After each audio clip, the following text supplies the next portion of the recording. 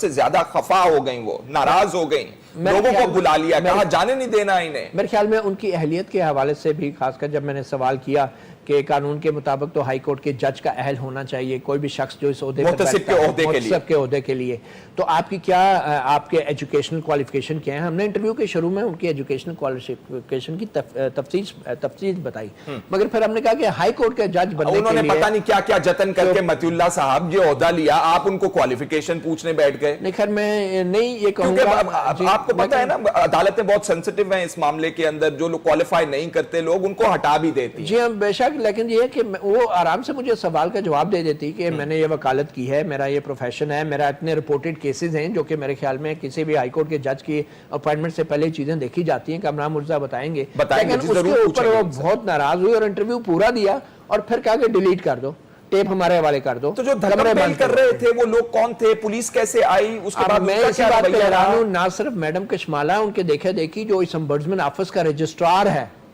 وہ رجسٹرار بھی فزیکلی ہمیں جو ہے دھکے دے رہا تھا اور ہم سے چھین رہا تھا کیمرے،